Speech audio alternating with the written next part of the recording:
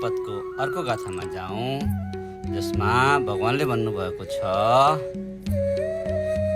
अठिनम नगरम कतम मंसलोहितलेपनम यच्छ जरा चमच्चु च मानो मखोच ओहितो। भन्नको अर्थ रहेछ, हाडको नगर बनाई त्यसमा मासु र रगतको लेप लगाएको, जसमा वृद्धत्व, मृत्यु, अभिमान, कपट आदि लुकाएका छन् अरे। त्यसैले यस्तो खालको हाम्रो शरीरलाई हामीले किन चाहिँ प्रेम गरिरहने। सबैको शुभ होस्, मङ्गल होस्, कल्याण होस्।